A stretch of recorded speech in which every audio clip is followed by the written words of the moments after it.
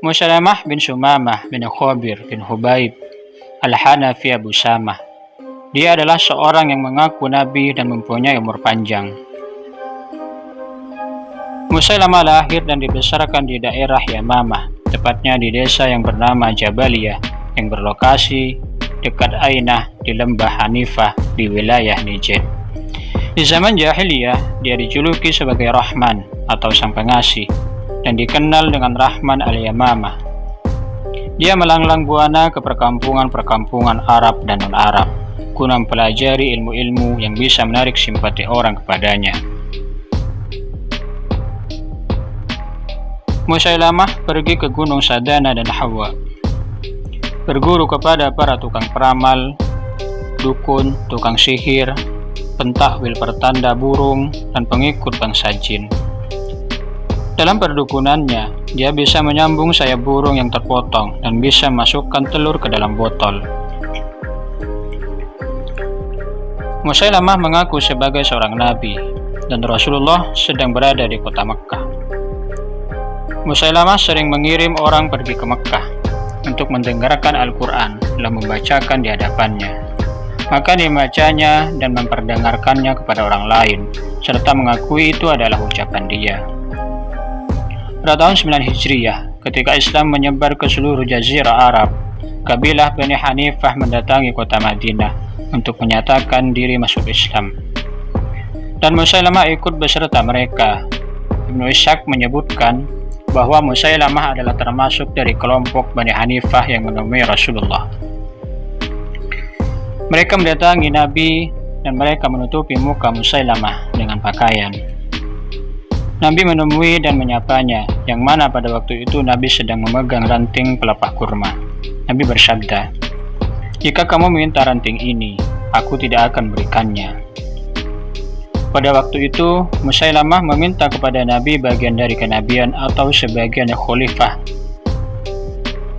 Pada waktu itu, Musailamah meminta kepada Rasulullah bagian dari kenabian atau sebagai khalifah sesudah beliau. Dalam riwayat lain disebutkan bahwa Musailamah tidak termasuk dalam kelompok yang menemui Nabi itu. Dia absen karena menjaga barang-barang rombongannya. Ketika Nabi membagikan hadiah, beliau memberinya bagian seperti bagian mereka, dan Nabi bersabda kepada mereka, "Sesungguhnya kedudukan Musailamah tidak seburuk kalian, karena dia bertugas menjaga barang-barang mereka."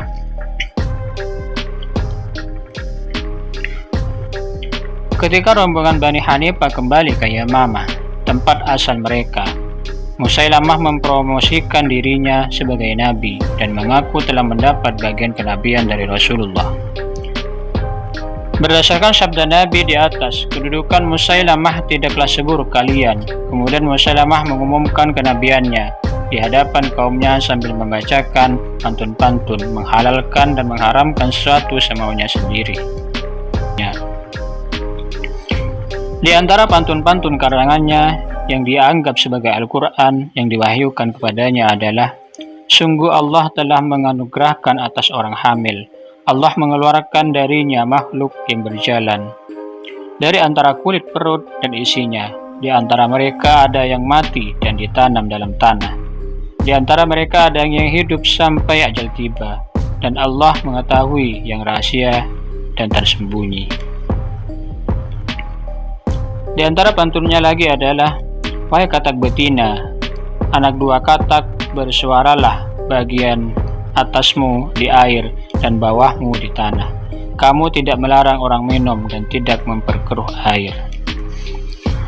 Musailamah telah berusaha mencuri gaya bahasa Al-Quran, lalu makna-maknanya dialihkan sehingga menjadi nas yang cacat dan rancu, seperti ucapannya, "Maha suci Allah, jika datang kehidupan bagaimana kamu akan hidup? Dan kepada Raja Langit kamu naik, kalau seandainya ia adalah biji sawi, maka akan disaksikan oleh Zat yang mengetahui apa yang ada di dalam dada, dan kebanyakan manusia di dalam akan celaka." Ucapan Musailamah yang ngawur ini sudah tidak asing lagi bagi orang-orang termasuk kaumnya sendiri. Ibnu Katsir menyebutkan bahwa Amr bin al-As sebelum masuk Islam pernah bertemu dengan Musailamah dan Amr ditanya, "Apakah yang diturunkan kepada Nabi Muhammad dari Al-Quran?" Amr menjawab, "Allah menurunkan surat Al-As." Maka Musailamah berkata, "Allah juga menurunkan kepadaku surat yang semisalnya itu, yakni, wahai kelinci, sesungguhnya kamu ada 2 telinga dan 1 dada. Semua yang menceker adalah mematuk." Maka Amr mengatakan, "Demi Allah, sesungguhnya kamu tahu bahwa aku tahu kalau kamu adalah sedang berdusta."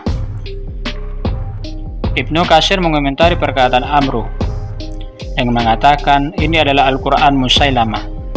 Dia mengarang ucapan ngaurnya itu untuk menandingi Al-Quran, dan ucapannya itu tidak laku di kalangan penyembah berhala sekalipun pada zaman itu. Abu Bakar Al-Baqilani mengatakan, adapun ucapan Musailamah yang dianggap sebagai Al-Quran itu adalah lebih hina untuk kita perhatikan dan kita pikirkan. Tetapi kita mengutipnya sebagai bahan lelucon agar pembaca keheranan dan peneliti agar berhati-hati, karena dia adalah menyesatkan dan gaya bahasanya ngawur, dan medan kebodohan itu luas sekali. Pada tahun 10 Hijriah, ketika Rasulullah Shallallahu Alaihi Wasallam sedang sakit, Musailamah berani menuliskan surat kepada Rasulullah untuk meminta bagian kenabian dari beliau.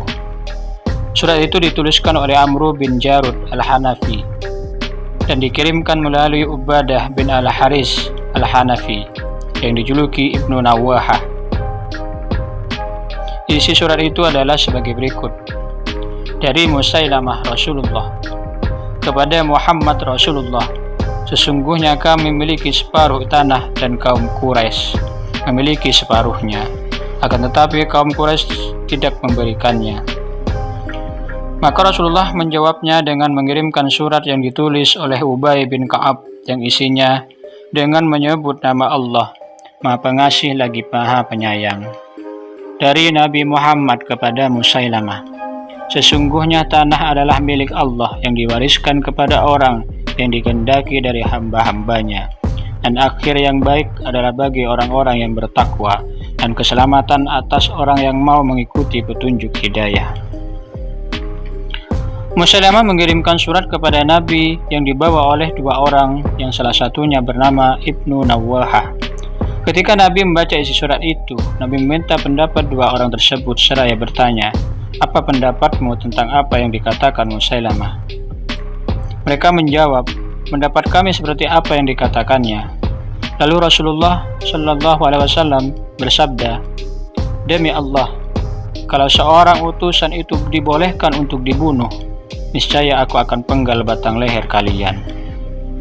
Lalu surat Rasulullah dibawa oleh Khubayb bin Zaid Al-Ansari bin Ummu Imarah binti Nusaybah binti Ka'ab Al-Maziniyah membawa surat Rasulullah kepada Musailamah Al-Ghazzab. Ketika dia menyerahkan surat itu kepadanya, Musailamah bertanya, "Apakah kamu bersaksi bahwa Muhammad adalah Rasulullah?" Khubayb menjawab, "Ya." Lalu Musailamah bertanya lagi, "Apakah kamu bersaksi bahwa aku adalah Rasulullah?" Khubayb menjawab, "Aku bisu dan aku tidak mendengar." Khubayb selalu menjawab demikian setiap kali ditanya oleh Musailamah. Dan setiap kali ditanya dan dijawab demikian, Musailamah memotong anggota badannya satu persatu, dan Khubayb terus bersabar setiap kali anggota badannya dipotong, sehingga akhirnya dia gugur sebagai syahid di depan Musailamah.